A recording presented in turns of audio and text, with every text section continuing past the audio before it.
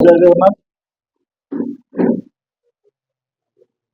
ଗଣମାଧ୍ୟମର ପ୍ରତିନିଧିମାନଙ୍କୁ ପ୍ରଥମେ ଅଭିନନ୍ଦନ। ଜନପ୍ରତିନିଧିର ଯାହା କାର୍ଯ୍ୟ ଜନସାଧାରଣ ମାନଙ୍କର ସବୁବେଳେ ହିତ ଚିନ୍ତା କରିବା ଏବଂ ସେମାନଙ୍କର ଅଭାବ ଅସୁବିଧା ଏବଂ ଅଭିଯୋଗକୁ ଶୁଣାଣି କରି ତାର ସମାଧାନ କରିବା ହେଉଛି ଜନପ୍ରତିନିଧିର କର୍ତ୍ତବ୍ୟ।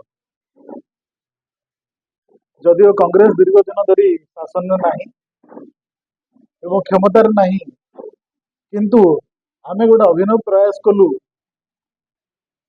ଯେ ପଞ୍ଚାୟତରେ ଗାଁରେ ବା ପଡ଼ାରେ ରହୁଥିବା ଅତି ସାଧାରଣ ଲୋକଟି, ନିରୀହ ଲୋକଟି, ତା ସମସ୍ୟାଟି କେମିତି ଆମ ପାଖରେ ପହଞ୍ଚେଇ ପାରିବ ଏବଂ ସେ ସମସ୍ୟାଟିକି ଆମେ ଶୁଣିଲା ପରେ ଜାଣିଲା ପରେ ଆମେ ସମ୍ପୃକ୍ତ ଅଧିକାରୀ ମାନଙ୍କୁ ପତ୍ର ହଉ, ଇମେଲ ହଉ ବା ସାକ୍ଷାତ କରି ହଉ ତାଙ୍କ ପାଖରେ ପହଞ୍ଚେଇ ଆମେ ସେ ସମସ୍ୟାଟିର ସମାଧାନ କରିବା ପାଇଁ ଚେଷ୍ଟା କରୁ।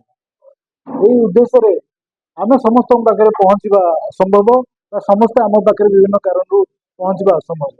ତେଣୁ ଆମେ ଗୋଟେ ମୋବାଇଲ ଆପ୍ ତିଆରି କଲୁ।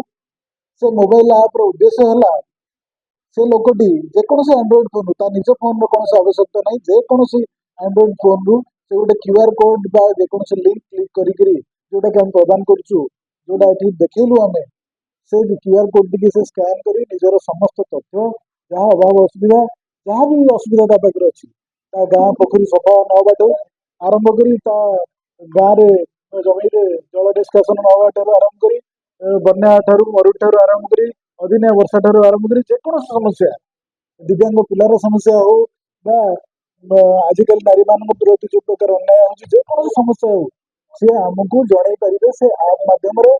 ଏବଂ ସେ ଆପ୍ରେ ଯୋଉ ତଥ୍ୟ ଆମେ ପାଇବୁ, ସମ୍ପୃକ୍ତ ଅଧିକାରୀଙ୍କୁ ଆମେ ସାକ୍ଷାତ କରିବୁ, ତାଙ୍କୁ ପତ୍ର ଇମେଲ ମାଧ୍ୟମରେ ଜଣେଇବୁ ଏବଂ ପ୍ରେସର ମଧ୍ୟ କରିବୁ କେମିତି ଏ ସମସ୍ୟାର ସମାଧାନ ହେବ। ତତ୍ ସହିତ ଯୋଉ ବ୍ୟକ୍ତି ଆମ ପାଖରେ ଅଭିଯୋଗ କରିଛନ୍ତି ଆପ୍ ମାଧ୍ୟମରେ, ତାଙ୍କୁ ମଧ୍ୟ ଆମେ ପତ୍ର ମାଧ୍ୟମରେ, ଫୋନ ମାଧ୍ୟମରେ ଜଣେଇବୁ ଯେ ଆମେ ଆପଣଙ୍କ ପାଇଁ ଅଭିଯୋଗ ଶୁଣିଲା ପରେ ଏହା କରିଛୁ। ସେ ମଧ୍ୟ ବିଶ୍ୱାସ ଆସିବା ଦରକାର ଯେ ମୁଁ ଏ ଆପ୍ର କ'ଣ ଲାଭ ପାଇବି।